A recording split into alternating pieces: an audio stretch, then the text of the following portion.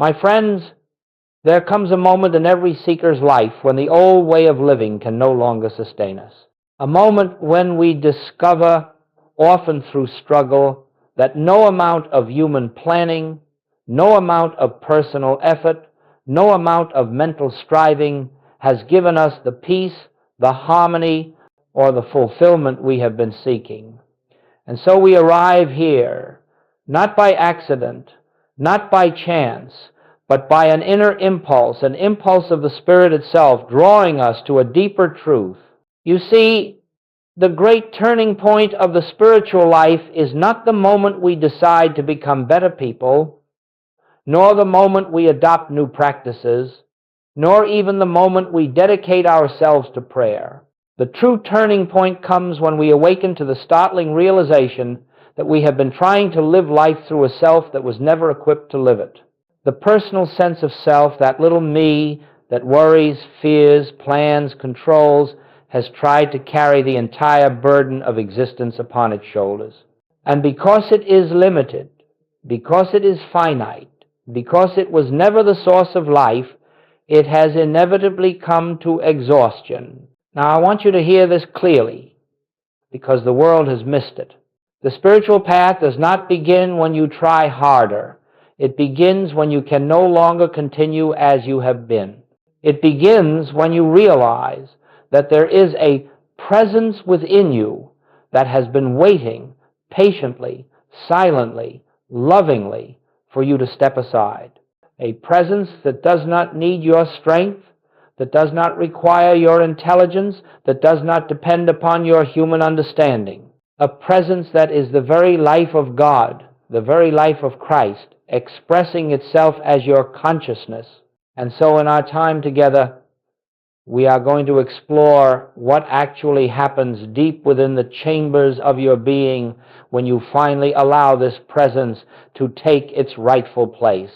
When you cease living from the personal mind and begin living from the Christ mind, when you stop striving to make life work and begin resting in the life that already is, not theory, not philosophy, but the actual experience of the divine living, its life as you.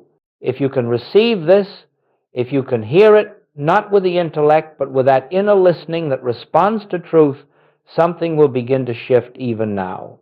For when truth is spoken, the Christ within each of us recognizes itself, and in that recognition, transformation begins. Now, let us move deeper into this principle. For before we can understand what it means to let Christ live our life, we must first see clearly what has been living our life until now. And this, perhaps more than anything else, is the great stumbling block in spiritual realization, our unexamined identification with a self that is not the self.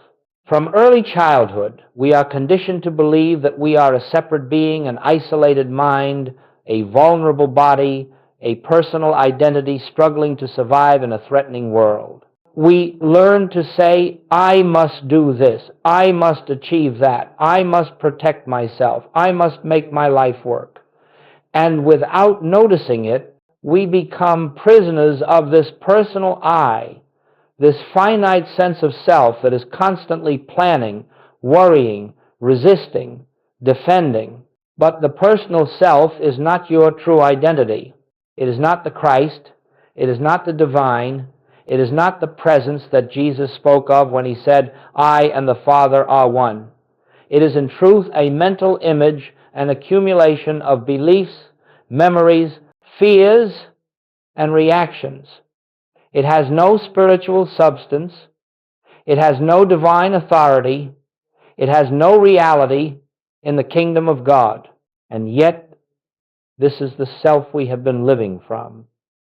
This is the self we ask to solve our problems. This is the self we expect to guide us, protect us, heal us, and supply us. And then we wonder why life feels heavy, why fear clings to us, why peace eludes us. We wonder why our prayers seem unanswered, why our spiritual efforts bear so little fruit. The answer is astonishingly simple. We have been attempting to live life through a self that is not alive in God. The separate self has no access to the infinite because it is built upon the belief in separation. The personal mind cannot touch the divine because it is formed out of the very belief that the divine is somewhere else. So listen carefully. All fear arises from the illusion of separation. All lack arises from the illusion of separation. All sickness, all anxiety, all striving arise from the illusion of separation when you believe yourself to be a separate entity, living by your own power, sustained by your own strength. You place yourself outside the kingdom of God, not in truth, but in your own perception. And from that moment on, life becomes a struggle, because the self you are living from is disconnected from the source of life.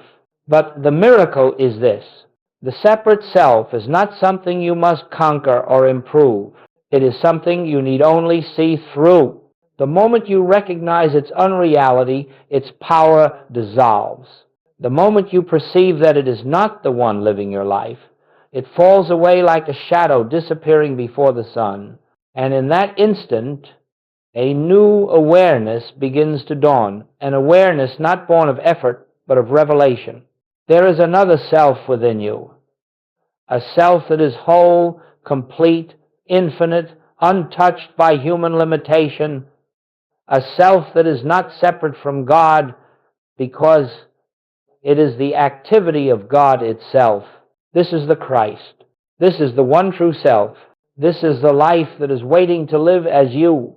And so now, having looked upon the nature of the personal self, we must turn to the reality that has always been present behind it. The reality the world has called Christ, though the world has seldom understood what that word truly means. If we are to let Christ live our life, we must know what Christ is, not intellectually, not theologically, but as inner recognition. In the infinite way, when we speak of Christ, we are not speaking of a person. We are not referring to a historical figure, though such a figure may have embodied the principle. We are speaking of the divine presence, that is the true identity of every individual on earth. The Christ is the light of God expressing itself as your consciousness. The Christ is the fullness of divine life, living you, breathing you, sustaining you.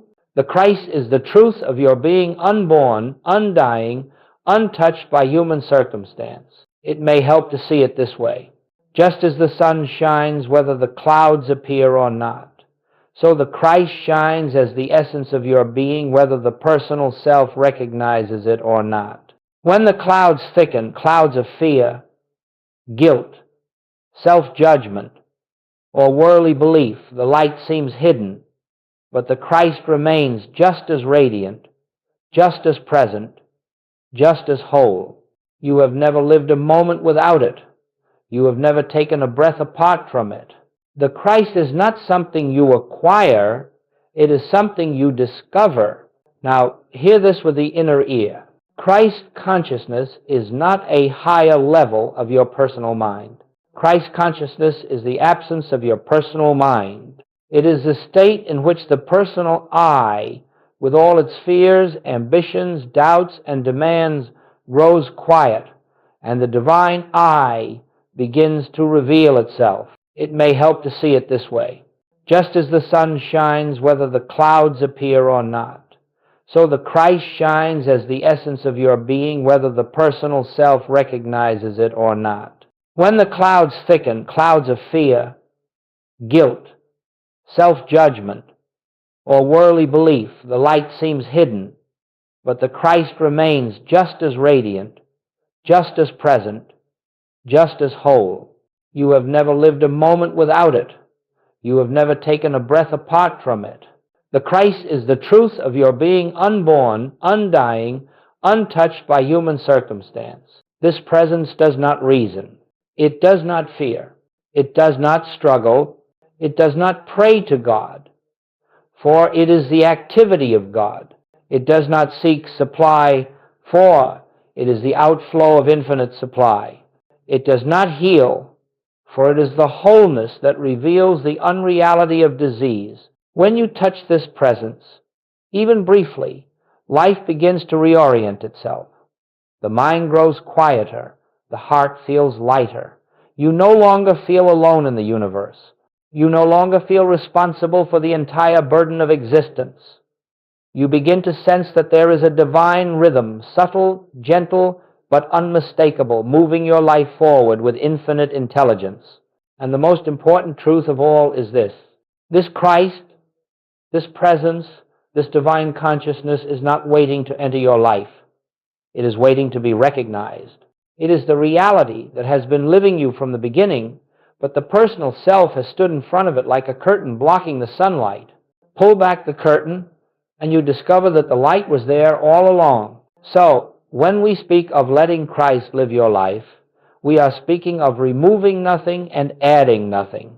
We are speaking of a shift from illusion to truth, from separation to oneness, from personal effort to divine expression. We are speaking of the revelation of what you have always been. Now, having glimpsed the nature of the Christ within, we come to one of the most sacred moments in the entire spiritual journey, the moment of surrender. Not the surrender the world imagines, not defeat, not resignation, not the giving up of hope. No, the surrender we speak of in mystical practice is entirely different. It is the quiet realization that the personal self has no role in the divine life that is unfolding as you. There comes a time, perhaps you have already felt it, when all the effort, all the struggle, all the attempts to improve, correct, or control your experience reach their limit. You discover that no matter how sincere your striving has been, it has not opened the gate to peace, and in the exhaustion of that striving, something holy begins to take place, a softening, a release, a willingness to stop leaning on your own understanding. This is the moment when the inner voice whispers, "I cannot do this anymore."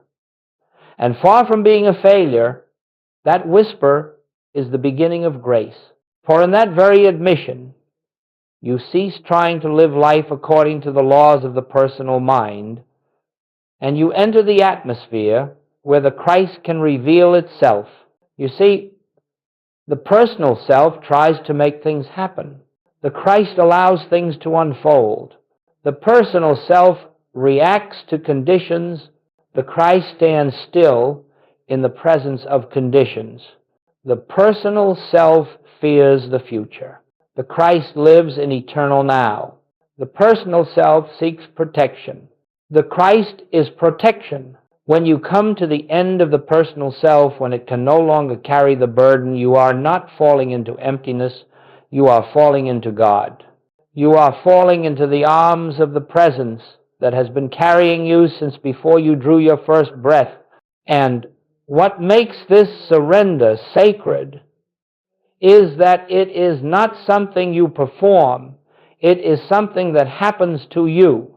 It is not something you force. It is something you allow. This surrender may come as a deep breath that loosens the chest. It may come as a moment of stillness in the midst of panic. It may come as a sudden recognition, I don't have to figure this out. It may come as an inner voice saying, be still and know. But however it comes, it always carries the same fragrance, the fragrance of rest. Not the rest of inactivity, but the rest of trust. Not the rest of escape, but the rest of realization. The rest that comes when the false sense of self yields and the true self begins to shine through. And let us understand this clearly. Christ does not enter your life because you surrender. Christ is revealed because surrender removes the veil. Christ has been living your life all along, but the personal sense of self has been pretending otherwise. The moment you stop trying to live life through the personal mind, a subtle, quiet presence begins to emerge. You feel guided without thinking. You feel supported without asking. You feel carried without effort. You begin to sense that something within you, yet greater than you, has taken over the activity of your life. This is the first taste of letting Christ live your life. This is the beginning of the inner shift. This is the dawn that precedes the full light of realization. And now, my friends, we enter the sacred territory where the spiritual life ceases to be theory and becomes experience. For when the personal sense of self grows quiet, when the mind relaxes its desperate grip upon life, something begins to take place within you, something subtle, yet unmistakably real. It is the dawning of a new state of consciousness, the emergence of the Christ that has always been the truth of your being. This shift does not announce itself with fanfare. It does not come with lightning or excitement. It comes gently, so gently that the personal mind almost misses it. In fact, it is often recognized only in hindsight, when you look back and realize that something in you has changed, though nothing external seemed to bring about that change. The first sign is often a deep, unexplainable stillness, not the stillness of inactivity, but the stillness of an inner atmosphere, quiet, spacious, luminous, a sense that something within you has stopped struggling.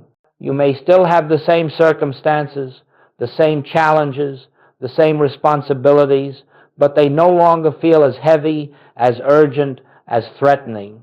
Something within you has shifted from reaction to recognition. Then there arises a second sign, a clarity that does not come from thinking. You find that guidance emerges of itself. You know what to do without effort. You respond without premeditation. You speak words you did not plan. You take steps you did not analyze. And afterward, looking back, you say, I did not think of that. It was given.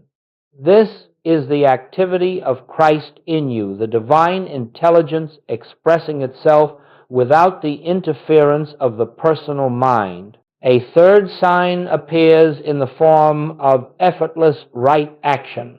Actions unfold without strain. Tasks you once resisted become smooth. Decisions that once paralyzed you become simple. This does not mean that life becomes free of events. It means that the events no longer dominate your inner equilibrium. There is a divine rhythm moving through your affairs, and you feel yourself carried by it. Then, without your trying, without your affirming, without your visualizing, there begins to emerge a loosening of fear, not because the circumstances have changed, but because something within you knows with quiet certainty that you are not living by your own power. Fear loses its foundation when the sense of separation dissolves. The Christ, being infinite presence, has no fear, and when Christ is allowed to live your life, fear fades like a shadow retreating before the morning light. And one day, you become aware of something even more subtle, a feeling that you are not the one doing the living. You are watching life unfold, watching the actions take place, watching the words form, watching the path open before you, and yet you know that these are not the products of personal striving. They are the expressions of a deeper self. This is the inner shift. This is the beginning of the life lived by the Spirit. This is what takes place when the Christ begins to assume its rightful place as the life, the mind, the activity of your being. You do not make this shift happen. You do not earn it. You do not control it. It arises naturally the moment the personal I steps aside, even slightly. The Christ that has always been present begins to show, self first gently, then steadily, then undeniably. And with each moment of recognition, the old identity grows weaker and the new identity grows clearer. This is the beginning of a life that is no longer lived for God, but from God. Not for the purpose of gaining good, but as the expression of good. Not as an effort to solve life, but as the revelation that life is already solved in God. Now, it is one thing to taste this inner shift in moments of meditation, in periods of stillness, in quiet hours when the world recedes. But what does it mean to live from Christ consciousness? To carry this awareness into the activities, the relationships, the responsibilities, and the challenges that make up daily living. For mysticism, true mysticism is not an escape from life. It is the discovery of a higher life revealing itself through your ordinary life, a divine life expressing through human conditions, a spiritual rhythm moving through the most practical moments of your day. And so we begin by noticing what happens in our relationships. When Christ lives your life, you no longer approach others as personalities difficult, demanding, flawed, or admirable. Instead, you begin to sense that each one you meet is an appearance of the same divine presence that lives as you. You may still see their behavior, you may still notice their words, but you are no longer reacting to those surface elements. You are responding from a center of recognition, and in that recognition, the Christ in you beholds the Christ in them. This does not mean you condone unkindness or ignore injustice. It means you no longer meet darkness with darkness, personality with personality, fear with fear. You meet it with presence. You meet it with the awareness that only the Christ is real. And gradually, you find your reactions softening, your words arising from compassion rather than defense, your interactions becoming less entangled in egoic patterns. Peace begins in the moment you cease defending the personal self. Then we look at work, at our daily tasks and responsibilities. When the personal mind governs your work, it becomes a burden. You push, you force, you calculate, you strain. But when Christ lives through you, your work becomes an avenue of expression for divine intelligence. Ideas appear without effort. Solutions arise before the problem fully forms. Actions flow naturally. You begin to notice that what you once dreaded now unfolds with ease, not because the task has changed, but because the doer has changed. For mysticism, true mysticism is not an escape from life. It is the discovery of a higher life revealing itself through your ordinary life, a divine life expressing through human conditions, a spiritual rhythm moving through the most practical moments of your day. Then we turn to the realm that troubles most people, finances and supply. When you live from the personal sense of self, money becomes a source of fear because you believe that it is supply. You believe that your well-being depends upon conditions, accounts, opportunities, or individuals. But when Christ consciousness begins to live as you recognize that supply is not money.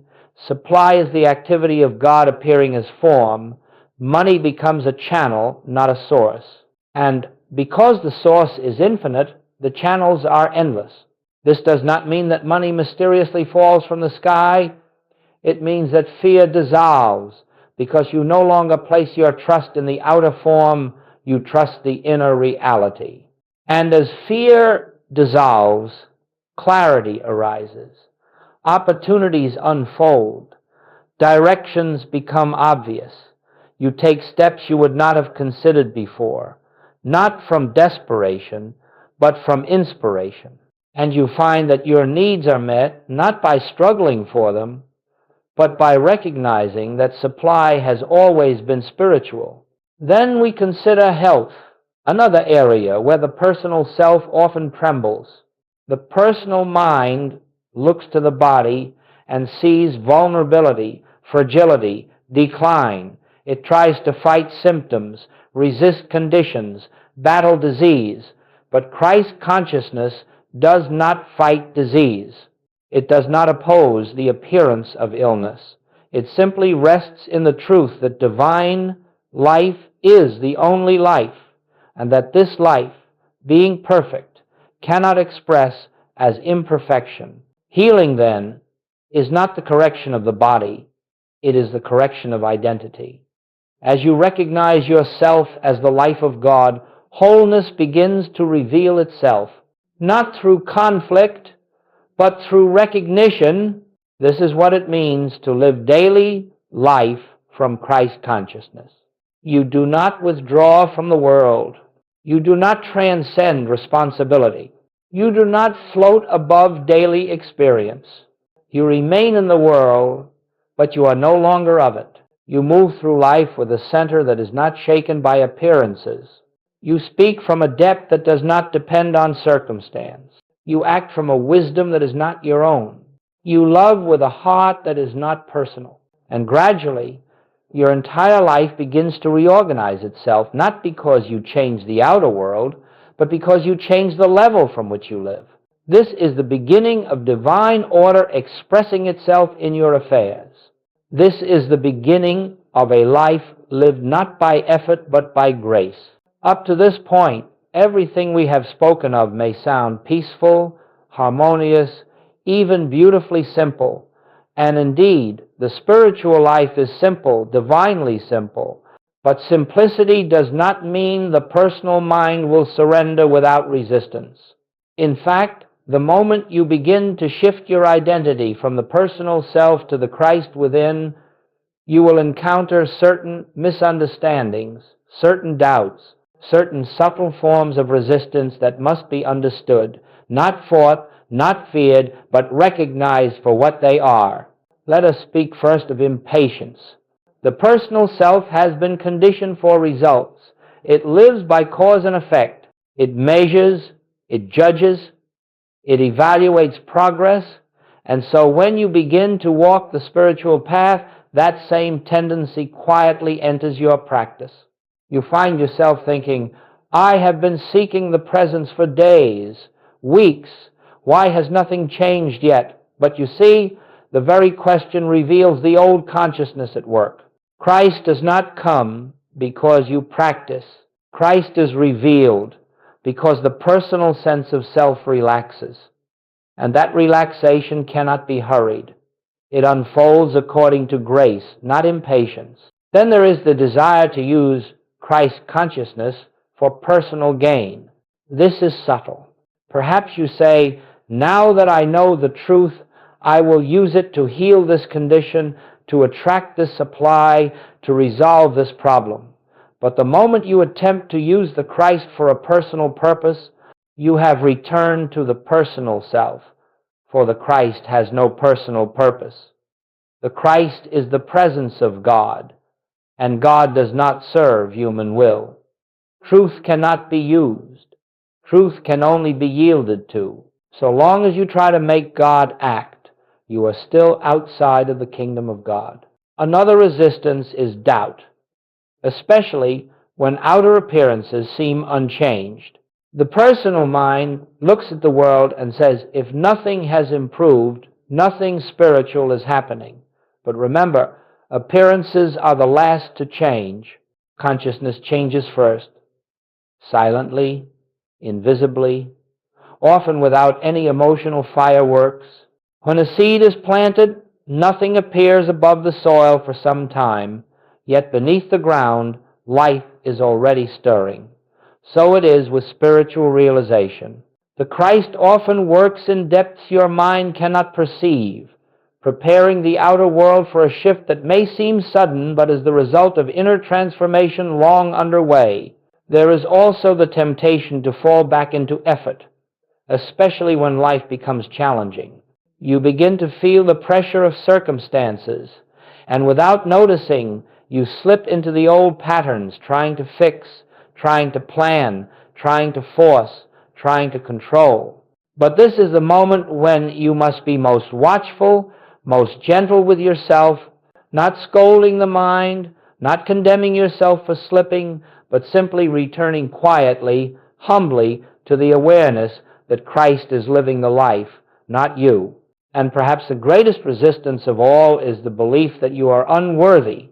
Many a sincere seeker says, surely this truth is for the advanced, the holy, the chosen. Surely I cannot expect such grace.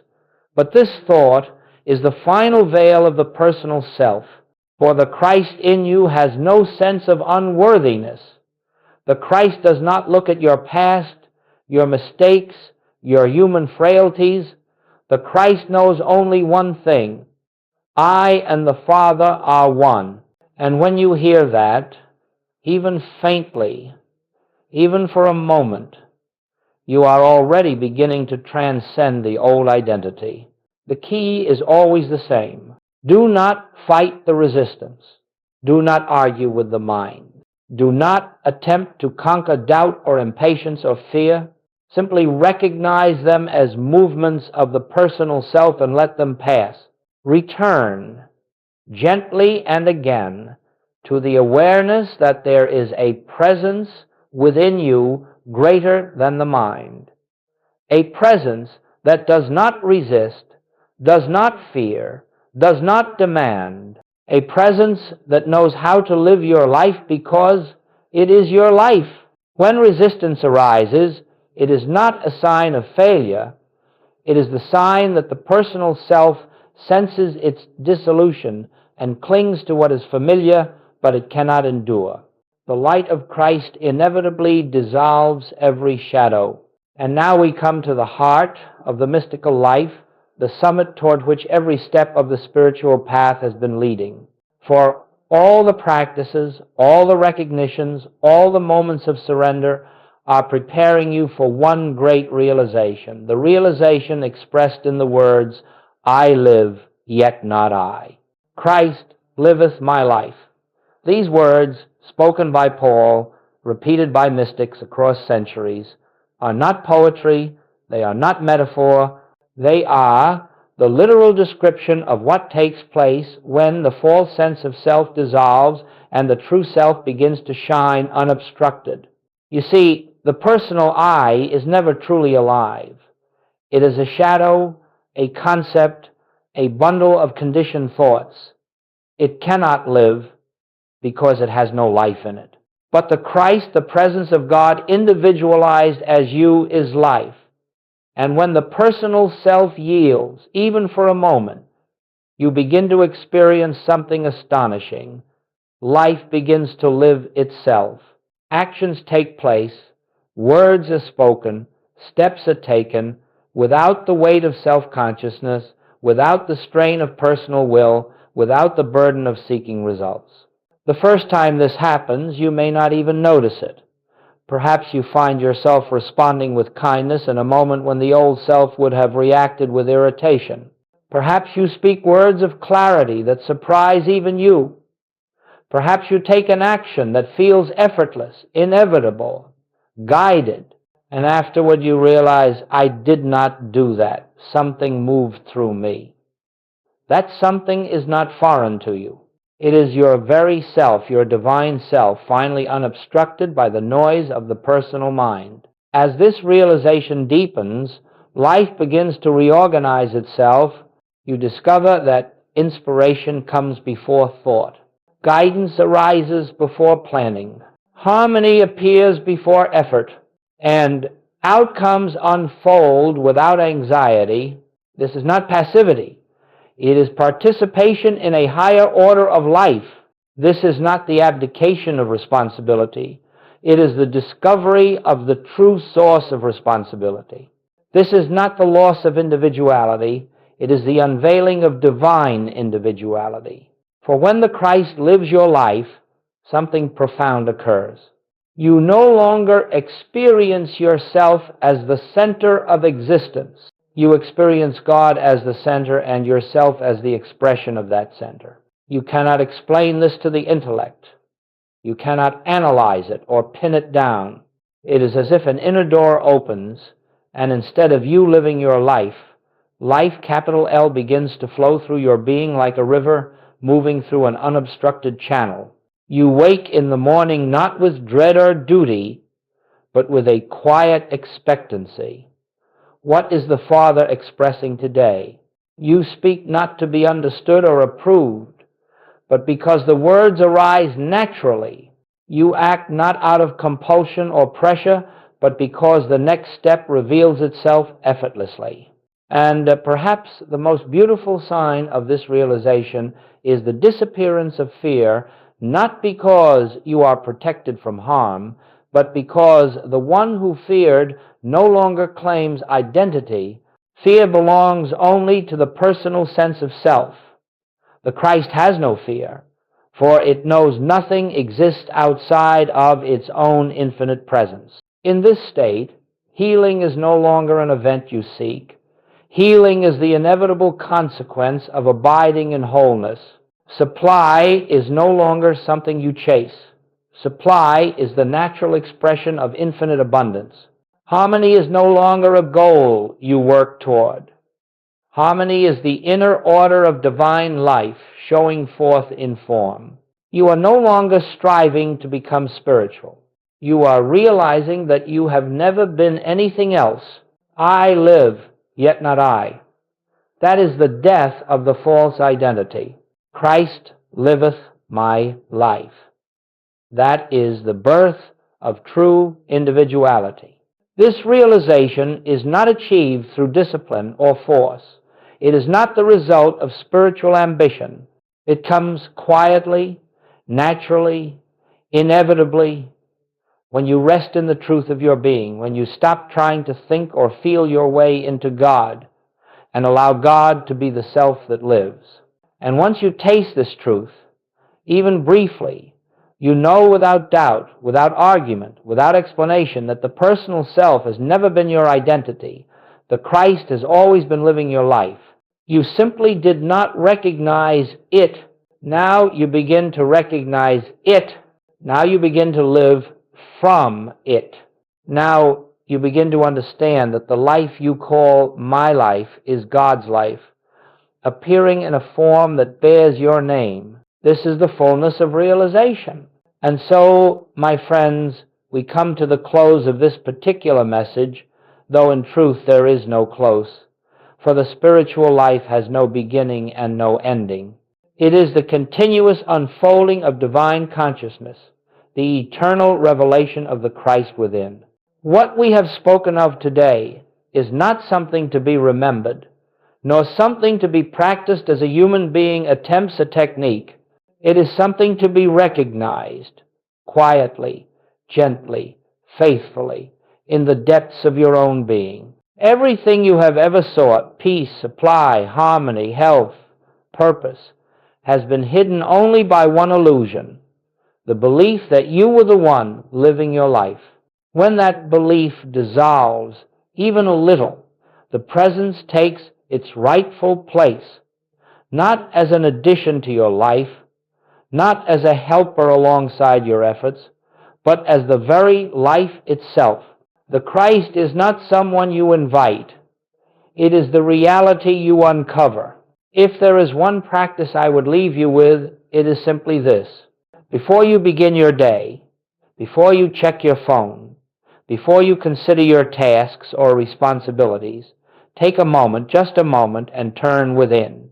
Not to think something, not to repeat something, simply to acknowledge, Father, you are the life that is living me. Or if those words resonate differently for you, Christ is the only self I am. This recognition does not need force. It does not need belief. It requires only sincerity. One sincere moment of recognition carries more transformative power than hours of mechanical meditation. For when you acknowledge the presence, even briefly, you loosen the grip of the personal sense of self. You create an opening through which the Christ expresses itself more freely.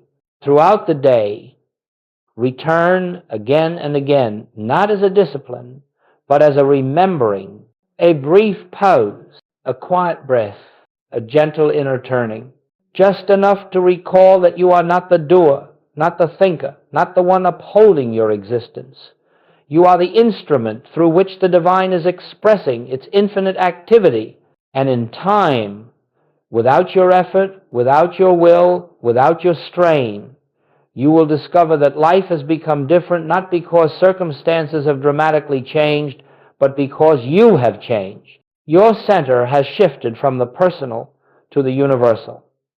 The false I has grown quieter. The true I, the Christ, has begun to take its rightful place.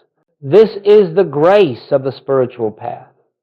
This is the fruit of recognition, not the remaking of your life, but the revelation of your life as it truly is.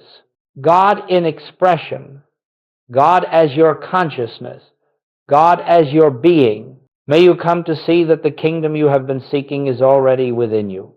May you feel the presence going before you, making the crooked places straight. May you rest in the assurance that the life you call mine is the infinite life of God. And may the Christ, the living presence within you, reveal itself more fully each day until you can say with complete inner certainty, I live, yet not I. Christ liveth my life.